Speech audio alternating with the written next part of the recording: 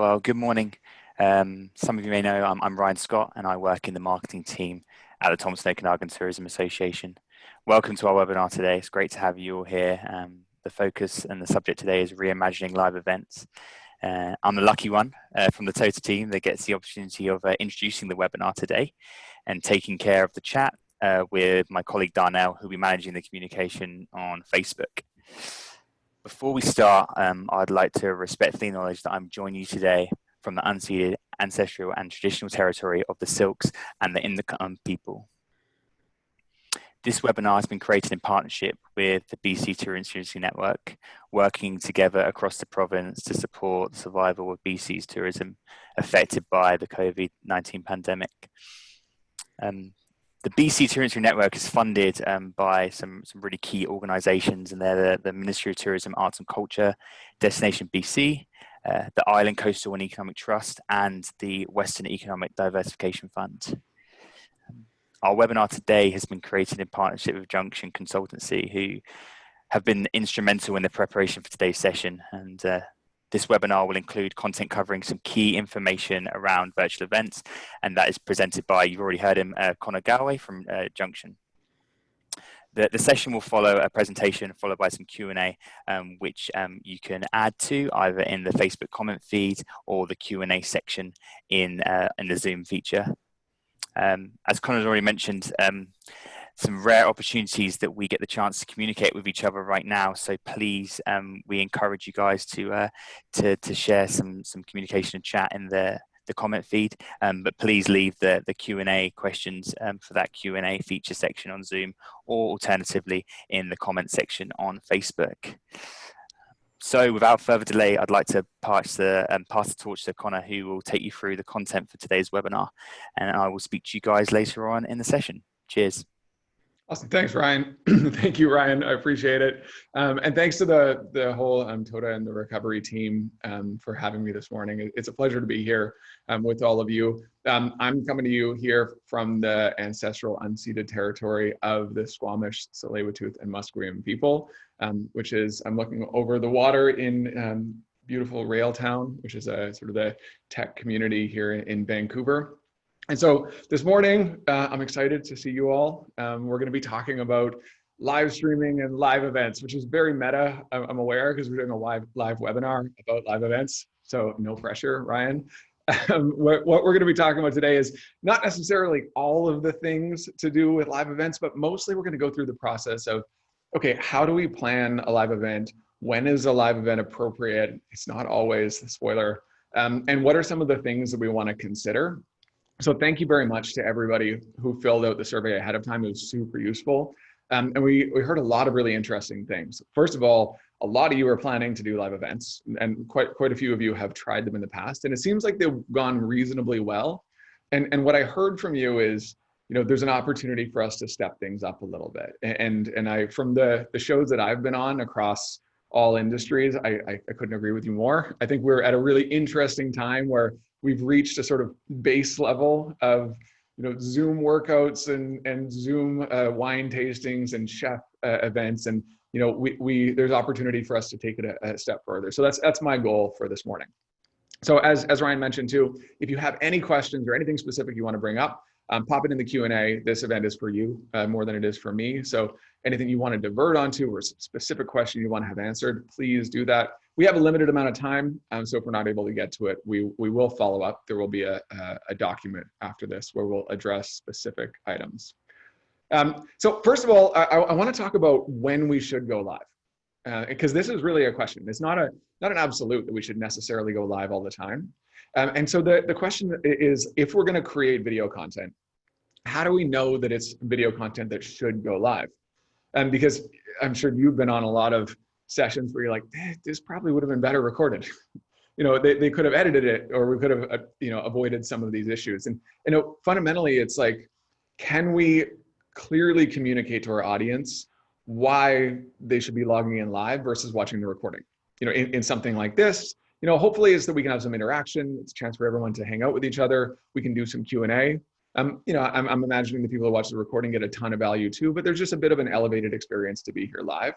Live music, of course, live sports, But some of the things that I've been seeing live, I'm like, you would have been much better just doing a little bit of editing, putting out a great quality video.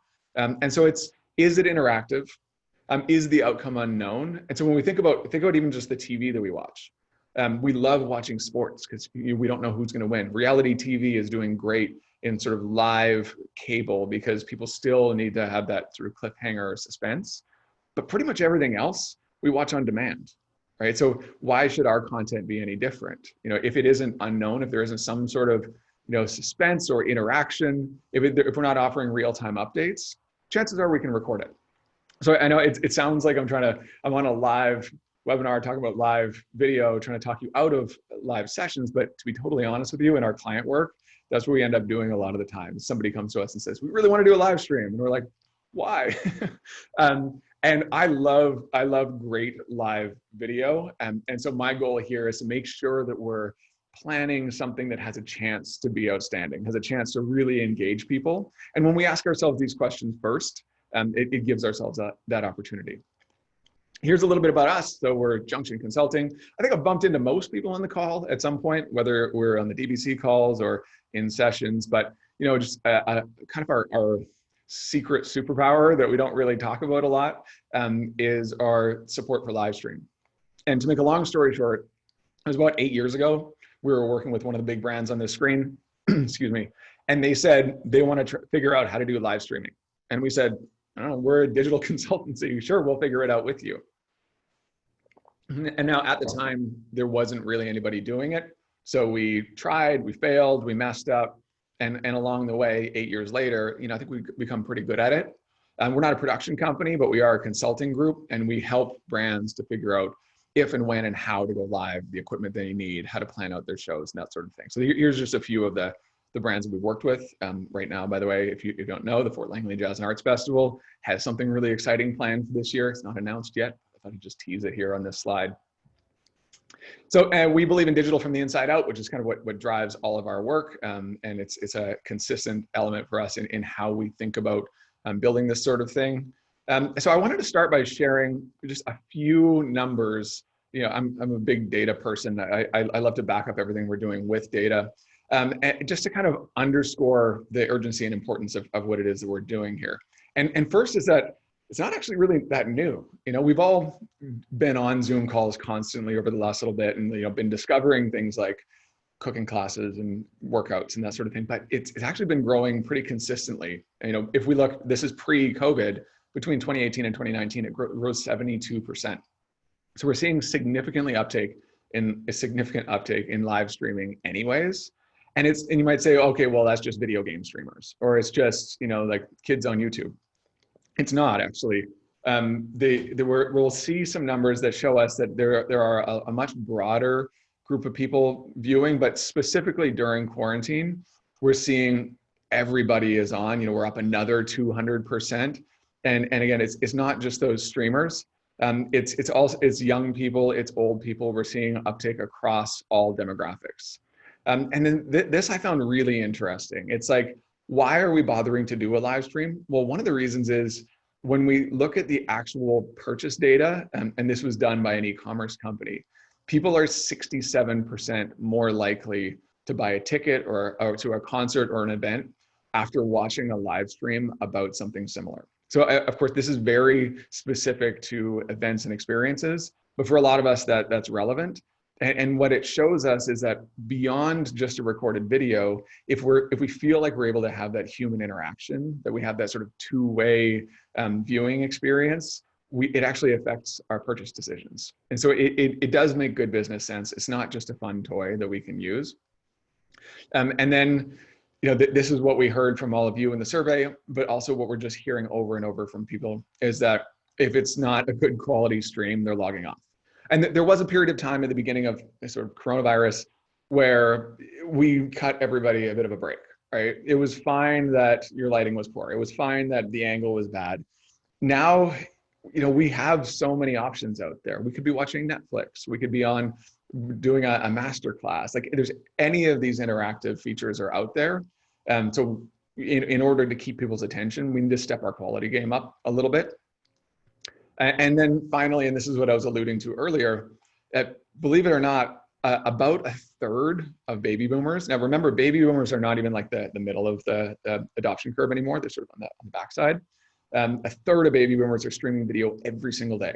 You know, 2/3 of millennials and Gen Zs are. But when we think about it just being like young video streamers, it discounts a fairly significant population of people. So we can see pretty much across the board. And by the way, this number was pulled before the pandemic. So pretty much across the board, everybody is watching streaming content. And then, you know, when we look to the trends in marketing, which a lot of the times we look to the big brands and what they're doing with, say, sports and Super Bowl ads and that sort of thing. One of the best ways to think about what's happening and following trends is where their budget is going. And we see here in 2019, again, this is like pre-pandemic, almost $400 million was shifted from traditional sports to live streaming sports. And by that, I mean esports. And think what you want about esports, that's a lot of money going in that direction because the brands understand this is where attention is and this is where the behavior is going. Okay, so everyone's going live, right? We understand that. So what? You know, what do we do with it? I kind of just start off by appreciating that people are inundated with live messages right now. And this is just a bit of a snapshot of what somebody's day might look like. And remembering that most of us, you know, for those of us who work in, you know, business management, marketing, administration, you know, any sort of desk job, we're probably taking a webinar. We're probably, every time we open our Instagram, everybody is going live, and we're probably spending a lot of time on Zoom calls. So I use that as an opportunity to, you know, to talk about the fact that we need some sort of quality, some sort of differentiator to attract people to our live. It can't just be the fact that like we're going to open a bottle of wine or we're going to, you know, make a dish on live, because, you know, people have options. And beyond that, I know personally I can share, we've been doing webinars all through this, and in the early days, I would basically just tweet out, hey, we're going live. We're going to talk about a general topic, hundreds of signups. Recently, you gotta really have an offering, something specific. There isn't that same appetite because people are starting to get a little bit of fatigue. And my prediction, and you know, predictions are predictions, but we're going to see a bit of an uptick as quality goes up, as usefulness goes up. We're going to start to see people go, oh no, this is a real thing. This isn't just a fun toy. This is a big part of my day or my life. And we're going to see people more likely again to adopt live streams. Okay, so the last thing that I want to offer, this fourth point, is that you have an audience. So you know that you should go live if you actually have an audience who's ready and waiting to watch. Because you know, unlike other parts or other types of digital content, live streaming video is not really an audience creating tool, it's an audience converting tool. Meaning, if we just create a piece of video content, or we're creating a photo for Instagram or a blog post, you know, we can get shares and people, you know, start to show up and they can follow us. When it comes to live video, we really need to have somebody we're going to bring in. And that audience can be purchased through, say, paid media. But for the most part, we want to have an email list. We want to have a stakeholder group. We want to have somebody who we know wants this content so that we can invite them in. Okay, so now what? So we've finally decided, yes, Connor, I have an audience. Yes, Connor, I have a reason to go live. I have something that I'm excited to tell people about. Now what? So there's really two categories of live streams, and I'll talk about both of them here, and, you know, sort of give platform recommendations. But we kind of have our social on one side, and social is, you know, they're interactive, they're fun. They're typically to engage with our audience. They're very much a part of our sort of regular social media content strategy. And then we have owned. And owned, it would be something like this. You know, it's a webinar, it's an event, it's a festival, it's a tasting. In an owned context, typically what we're trying to do is capture intent or capture attention. We're trying to get people to sign up. We might even be trying to drive a purchase, or we could be charging for that event. And there's different types of platforms we would use for each. So the first question that we want to ask ourselves once we've decided that we're going live is it a social event or is it an owned event? And it really comes down to what we're trying to accomplish with it. So on the left-hand side here, we've got social. So we've got Instagram Live, Facebook Live, YouTube Live, Periscope, which can go to Twitter, and Twitch. Of course, this is the video gamer platform, second largest video channel in the world, by the way. If you're not familiar with Twitch, look it up. I think you'll be surprised. And so when it comes to social, we have all these tools. And so the advantage of going live on social is we get priority in the algorithm. We show up to more people. We create this great engagement. The disadvantage is the content is kind of gone pretty quickly. And yes, we can republish it, but when we republish a live, now it's competing against well-edited video, and like there really has to be something compelling to get people to watch it versus owned. And I'll just kind of touch on a couple of platforms that I really like for owned. Zoom, of course, we're on Zoom. Everybody uses Zoom. From a production perspective, what Zoom has accomplished with their software is remarkable. The fact that anybody can log in from anywhere, anytime, easily, they barely need to download software, if at all. And the video itself, and I'm sure that you've experienced this, but Zoom has found a way to throttle their video up and down so that it maintains consistency, even when people don't have fantastic internet connections, which is a game changer in live streaming. And I'm sure you've been on a GoToWebinar or some other previous stream which just kept cutting out and kept being choppy, and you notice that's not the case as much in Zoom. That's the magic of Zoom. So when it comes to stability, it's amazing. When it comes to quality of production, if we want a really beautiful, sharp production that's going to show colors and it's going to show textures, or it's a music concert and we want to make sure people have this beautiful visual experience, Zoom might not be the right platform. Whereas Livestream, which has been purchased recently by Vimeo, this is more of a pro tool. These will be for broadcasting really beautiful shows. Vimeo can get a little pricey, starts reasonable though, about $100 a month. And it's great for broadcasting. It's not so great for interaction. Excuse me, the same way that Zoom, you can allow people to speak up or to chat. We have that to a certain extent on live stream and video, but not nearly as much. We would use live stream and Vimeo when we have a production team, when we're doing switching, when we have 3, 4, 5 cameras. And then finally, we would use GoToWebinar when for whatever reason, we don't like or want to use Zoom. But also, GoToWebinar makes it really easy to monetize. It has a pay to view or a subscription option that Zoom doesn't have, where you can actually have your viewers pay to view or subscribe. And GoToWebinar has some other things that like some producers really like in terms of getting subscribers and following up by email. And so we kind of have 2 different categories here. And again, of course, especially in owned, there's a lot of different providers out there, but here's just sort of a few of my favorites that I've worked with. And then we have paid. And this was a question that came up that a lot of people wanted to know how to create a paid live stream. And so it's interesting because there's a couple of startups in here, TicketSpice, Anywhere a Seat, and specifically Bandzoogle, that claim to have solved this problem. But the problem is, in order to really create a paid, like one-stop shop, they also have to be a live stream provider that's competitive with the big guys like Zoom, like Google Hangouts, like Facebook. So my recommendation is always to think about it as 2 different points in the journey. One, somebody buys a ticket the same way that they would buy a ticket to come to your physical location. And I love Eventbrite for that. I think it's the best. So somebody would buy a ticket. And then when it's time to come to the show, you send them an exclusive link to something like Zoom, to something like Livestream. And every one of the platforms has security. And so it allows you to either have a password or allow in only people who have the link. There's a variety of different ways of doing that. But honestly, the easiest is just, you already know how to do this. You set up a live stream and then you create an Eventbrite and you have people buy tickets that way. Maybe take a look at SimpleTix. SimpleTix is interesting. And especially if you're in music, take a look at Bandzoogle. It's really quite interesting what they're doing. But I think that the easiest out of the gates for most people is going to be setting up an Eventbrite, selling tickets there, and then sending people an exclusive link either to your Zoom or to your live stream or to your Vimeo.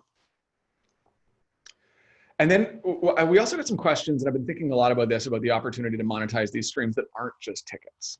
And one of the things that I want to recognize is effectively when we're doing a live stream, we are our own media, right? So a lot of us, we're buying advertising might be buying advertising on TV, in online publications like a Daily Hive or even a CBC.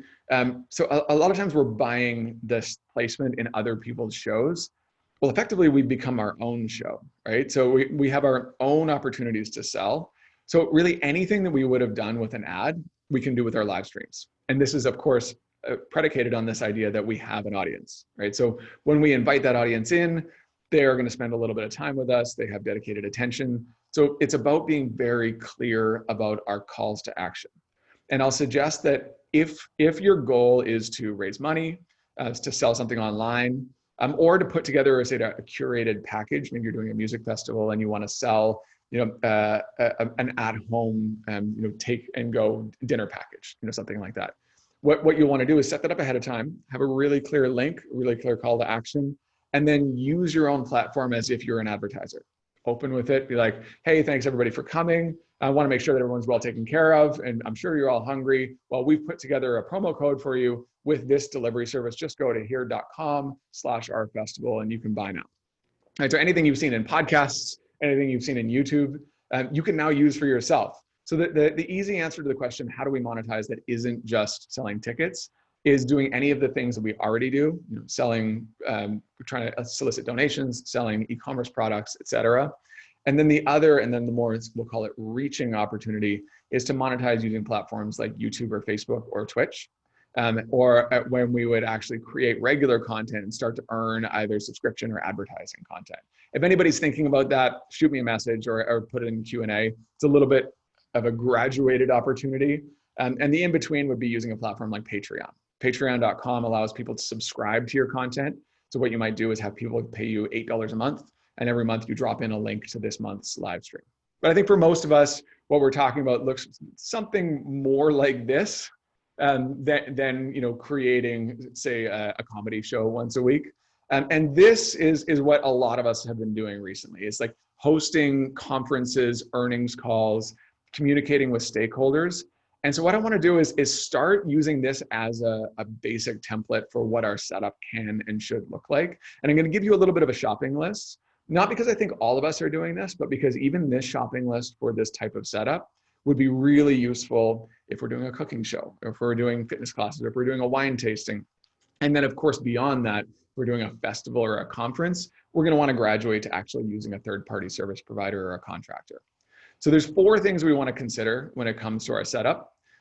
First is our internet connection. And nothing matters if we don't have a good internet connection. You can have the best equipment in the world, but the internet connection is key because it literally is our lifeblood. So always, always, always, always have an Ethernet connection. Make sure your hardlined, your laptop or your whatever computer you're using is hardlined. Always make sure you have a minimum of 50 megabytes per second down and 25 up. And I say minimum, I would really like to see 100 down and 50 up. If you don't know how to check that, just go to speedtest.net.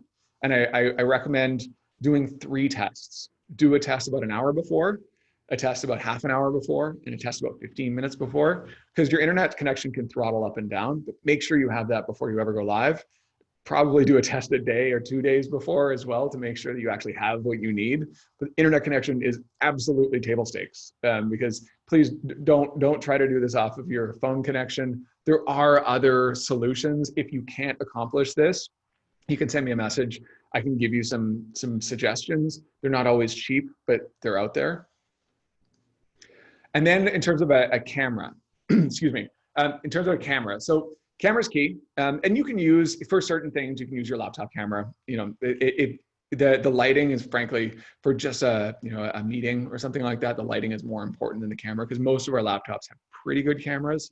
But I would urge you to think about stepping it up just one level up, and to go to something like this. And it's not, as you can see, it's not particularly expensive, but if you are doing, say, if you're doing a vlog or a regular podcast that's also on video, this is typically the equipment that you would buy. It auto focuses. It actually has a pretty good microphone on it too. You can use this as a mic as long as you don't have too much ambient noise. The Logitech 922 is a phenomenal piece of technology. And again, it's not that expensive. Interestingly though, at the start of COVID, I tried to get one of these for myself, sold out everywhere. Couldn't get them anywhere. Fortunately, they've come back now and they are available. There are lots of others available. Logitech has some ones that are also available for about $89 that are just one step down that are also good. But this is the dollar for dollar, by far the best buy out there. And then lighting. It might seem it's strange to spend more on your lighting than on your camera, but trust me, lighting is, we all have cameras, very few of us have lighting. And the difference between a poorly lit and a well-lit show is night and day.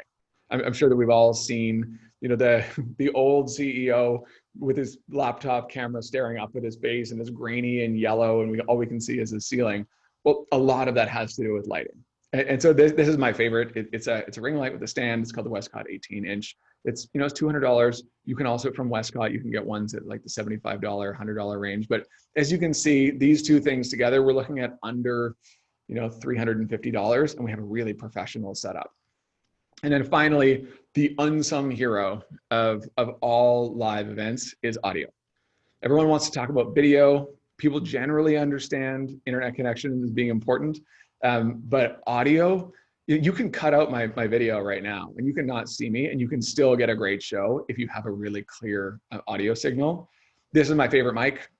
This is the Blue Yeti microphone. It comes in at about $150. They don't have different models, but this is the only one. There are other mics out there. I would recommend you can try, a lav mic. Lav mics can be got for like $20 or $30. It's those little things that go on here and they would just hook straight into your computer. A shotgun mic is something that would go off of a camera and like kind of point at you. There's a lot of good options out there. Just microphone, I would say, would be minimum. We want to start with an internet connection, make sure we got a microphone, and then we can think about everything else.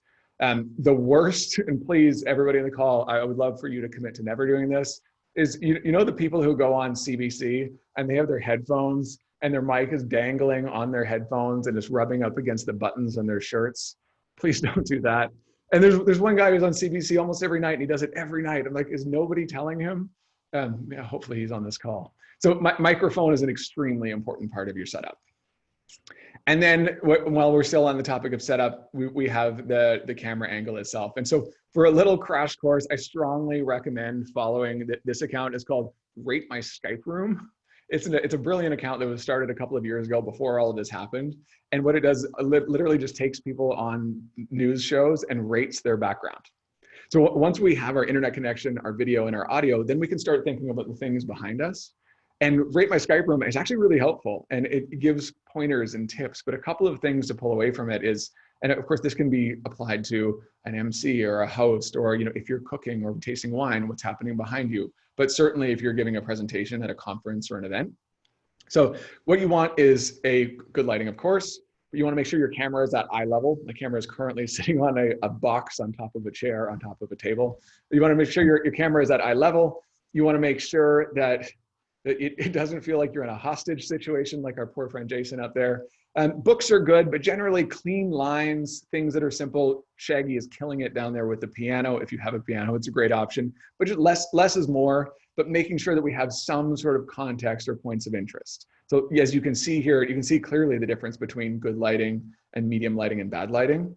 So considering our set is something that I'm surprised more people don't do, because they'll spend all the time up here and then they forget about the stuff behind them and they'll just have a messy kitchen in the background. And you can see here, we'll call this a glow up. This is our friend who was called out by Room Rater as being one of the worst setups. And now he's made a significant improvement. So just see the difference. He's upgraded his lighting. He's taken a look at his camera angle. He's made sure that he has some symmetrical backgrounds. Like points of interest are great.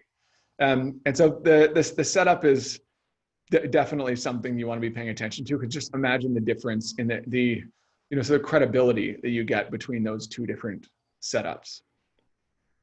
So I want to talk about a couple of different, we'll call them mini case studies here for a second. Brands that I think are doing a particularly good job with live streaming video. And one was a festival that happened. It was out in, the festival was out in New York. And they were faced with this very early on in the pandemic. And they were like, we have this amazing craft beer festival. We have all these people come and hang out, but we can't communicate with them anymore. So what do we do? You know what they did is they did all of the, your standard live stream things. They brought people in, they had Q&A, they would taste with you, but like that's generally okay. But what made it remarkable was their planning. So what they did is everybody who had bought a ticket had an opportunity to receive a package where they would open it up and they would have a couple of beers each day. So for each of the 3 days of craft beer week, they would get to pour a beer and taste along with their hosts. And then there would be specific times where you would talk to not only the host, but the beer makers. You get educated on the beer, talk about where to get it and that sort of thing.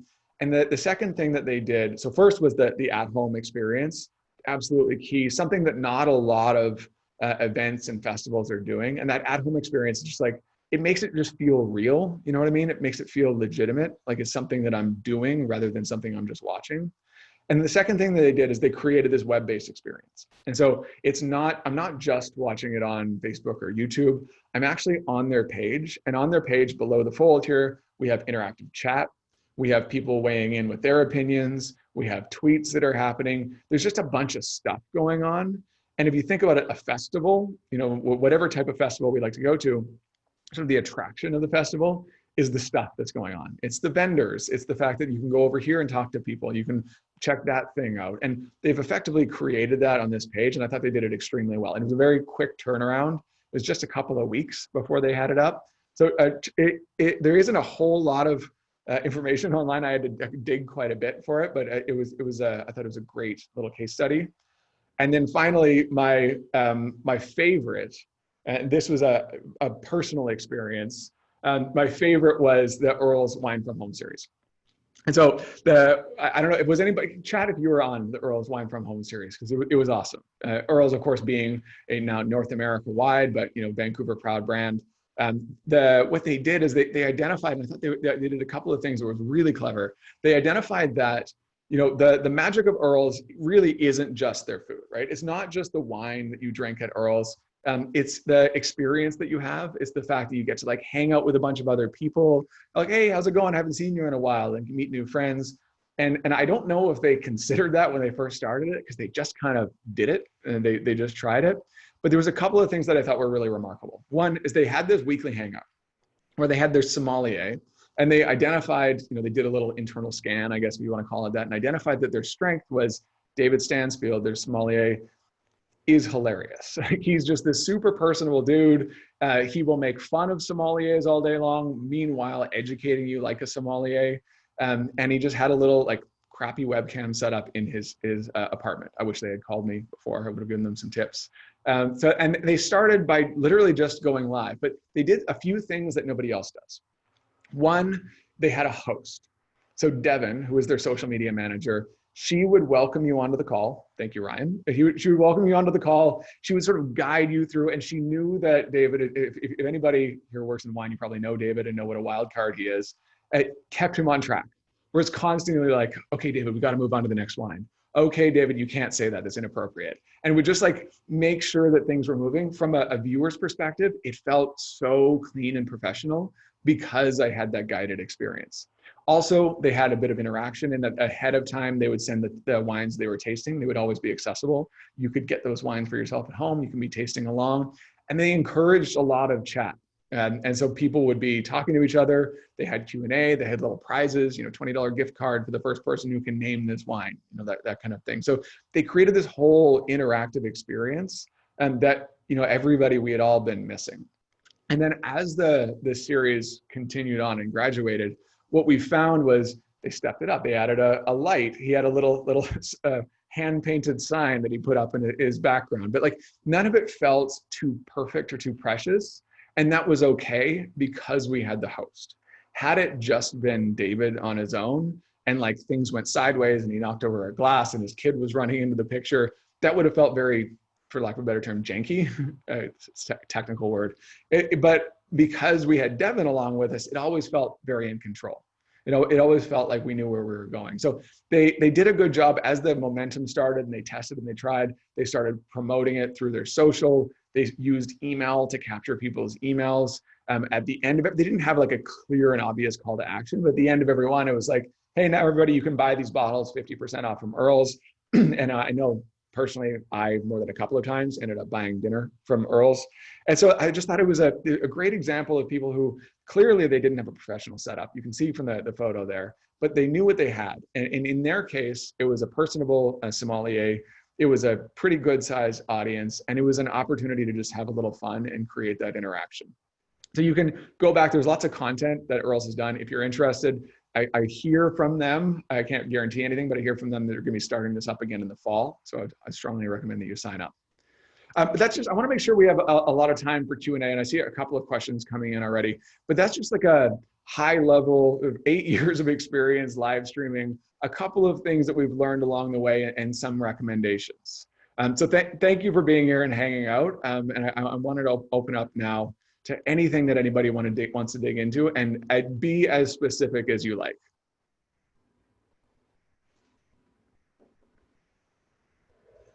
And why don't we start with Susan's questions? So you asked, Susan, oh, do you have any data rate of recent podcast success? Yeah, I mean, so what's interesting about podcasts in particular is they have been growing aggressively over the last couple of years. You know, we'd really started to see some adoption. What the numbers that I've seen have been, you know, pretty staggering in terms of the number of people adopting podcasts and listening to podcasts. You know, some are in the neighborhood of like 60% of active internet users report listening to a podcast at least once a month. However, I would caution that and to say that there are so many podcasts now. There's over 250,000 active podcasts now, just in North America alone.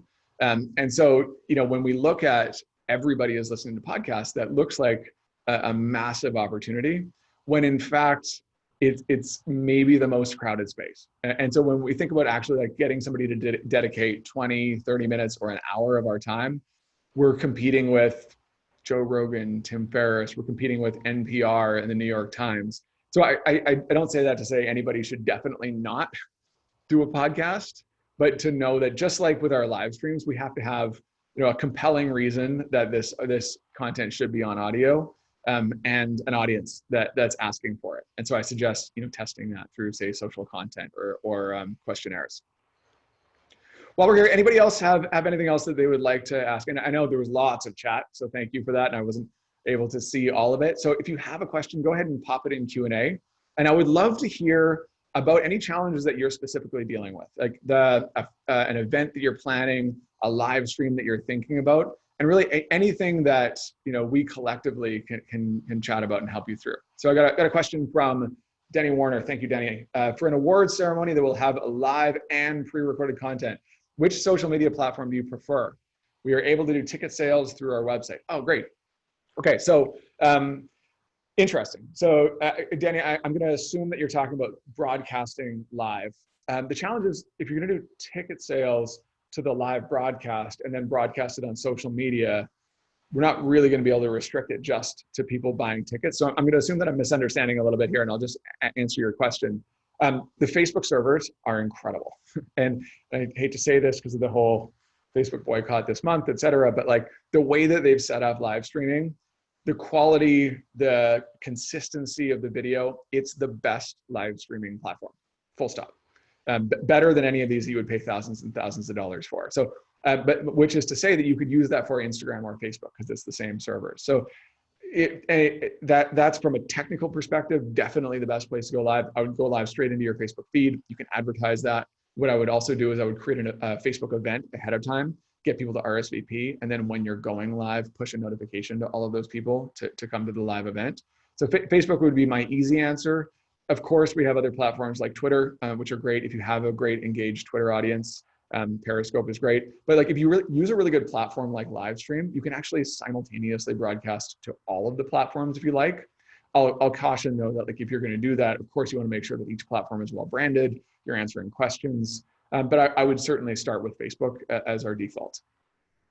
Any suggestions for an AGM? Yeah, great question, Ingrid. For an AGM, I would suggest a couple of things. One, you know, Zoom is sort of our default. For an AGM, we don't need the most perfect and crisp and clear video, and it's really great for being able to transition slides. A couple of suggestions: make sure you have a person whose full-time job is just the live stream for your AGM. Test the day before, test the day of, and then make sure that every person at the AGM, if you have a couple of people who are physically there, make sure that they each have an individual mic. But let's assume that everybody's distributed. What I would do is create a kit a week or so ahead of time, and just it's a PDF or it's an email even that just says some of the things that were included in this presentation. but you can feel free to take screenshots and use those if you like. But it would be like, hey, everybody, make sure that your angle is right. Make sure that your set is considered. Make sure that you have a mic, and you might even like have some $20 or $30 options that they could have. And then certainly for your chairperson, that person's going to want to make a little bit of an investment. It's an AGM, right? We can spend a couple $100. So make sure that person has some lighting, has some video, and then just little things you might have noticed in this stream. Having a bit of audio coming in is great because people can test their speakers to make sure they're working. Having a set screen that you can use. If things go wrong, you can bring in that screen and just go straight to that. And so lots of thoughts on AGMs, but keep it simple and just make sure that everybody who's presenting has a really strong setup. And then Lori Gallant says, hi Lori, says planning a food preserving workshop, probably go recorded instead of live, and thinking of hiring a videographer. Yes, good call. I mean, if you can afford it, videographers are worth their weight in gold. What audience do you have for hiring? Or what advice do you have for hiring? What budget should I plan for? 1 hour workshop. It's a great question. There's so much good video talent available here in BC. I've noticed that a lot of it is starting to get busier now. People are starting to do exactly what you're doing. There's a couple of different ways that you can do this. One is just a straight run through. And honestly, it totally depends on your on-camera personality. I have friends who are amazing on camera and can do a yoga class in one take and then just put that out in the internet. For that, you need to pay a videographer a couple hours of prep, 1 hour there, and a couple of hours of editing. Bing, bang, boom, you're done. So depending on the person's hourly rate, we're probably looking at you're looking at $500. But if we're talking about we want this person to edit, we want them to bring in a little bit of audio, we want them to bring equipment like a boom mic, and make sure that it looks like a tasty video, if you're familiar with what I'm talking about, or like a Bon Appetit video. Now we're talking about a proper production with a little bit of B-roll shooting, a little bit of audio editing and leveling, even some color correction. Then we're looking at $1,500, $2,500 or so per video. But I certainly think to get started, we can be under $500 per video for a videographer. Ryan, you can time check me right now if you like, but I think we have time for one or two more questions if anybody has anything. Yeah, I'd say a couple more questions here. If we have any more coming through in the feed. Beauty. So all right, I just got one from Barbara. And Barbara, I apologize. I'm going to butcher your last name. Bono? Is that a Scottish last name? Barbara asks, any tips for an event with feature artists who are working on a piece live, but also chatting and storytelling? Can you have two cameras without hiring professionally? So yeah, I mean, the two camera setup, I think is great. Absolutely. And if you're going to go two, you might as well go three. Without hiring professionally, that really comes down to, I guess, your technical knowledge and I guess appetite for learning. I just figured it out. It took me years, but figured out how to do it. So in order to have a multi-camera setup, you're going to have a switcher. And a switcher, it can be quite simple. You can rent something from a video provider for maybe $100 a day or so, and then you'll just connect your cameras into that switcher, and then you'll have somebody running the computer and you switching between the different sources. Right? Doesn't really take a graduate degree to do that, but you'll want to make sure that you have somebody who generally knows how to set that up, and you'll need to have some sort of platform, whether that's live stream or you're using Blackmagic software to do that. It's funny because everyone's like, this is really just a grown-up FaceTime call. Why does it require so much intricacy? Well, it is the layering in of additional cameras. So going to two cameras means that you can probably figure it out on your own. You can download the software and you can rent the hardware. Going to three cameras means you're probably going to want to have at least one professional person in there running the show. But certainly, I think it's a great idea to answer your first question about artists who are working on a piece and also chatting. It's the most important thing there would be audio, of course. Make sure you have a boom mic and a lav mic or similar, so that because the people are really there for the audio. And then maybe one more question, Connor. I think that's all we have time for today. All right, last call. Who's got a final question? I think we have one from... Oh, there you go. We got from Jennifer Mooney. Hey, Jennifer. She asks, how do you effectively sell live events to potential event sponsors? Oh, this is, I have a whole other TED talk on this one. What are some key ways we can add value to sponsors in live events? Yes, so I'll try to keep this short, but it's a different sell. You know, like when people buy sponsorship to live events, they're buying the vibe and like the market and the walk around and like the parties and this sort of thing. It's much more of a logical sell when we're going to online or virtual events. However, the potential reach is significantly greater and our ability to analyze the result is significantly greater. So I'd say your pitch is going to be around what you're doing to promote this, what you're projecting for your audience, because effectively you're just selling media now.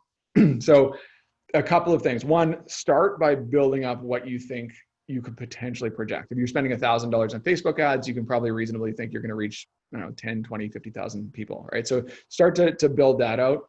And then you have your baseline numbers. And then you want to layer in what we would typically do in traditional events, which would be like our features. And our features might be a contest that we're doing or a vignette that we're dropping in. It might be we're going to do a little game section where we're going to have our host bring in the public. Those little features are great for sponsors because they can understand what they're buying, and it's a very specific and finite package. But in general, effectively what you're doing is you're selling the audience that you're able to attract. So in the same way that we said, be your own media, you're creating your subscribership and then you're selling that out to everybody. So you're gonna build it out as if you were say a newspaper selling ads. But yes, absolutely. We could do an entire webinar on event sponsors. Brilliant. Thank you very much, guys. Thank you very much, Connor, for that brilliant presentation. I just want to follow on from your comment that you made around, expectations of live streaming quality and the consumer demand and how much that's gone up. I think the same demand has also happened with webinars, and I think you've delivered an amazing presentation today and really answered the question that we set out to do. So I really thank you for presenting today and adding that content. Well, thank you. I appreciate it. And honestly, a lot of the credit goes to the setup. So thanks. You and the team for putting this all together. I appreciate it. Brilliant.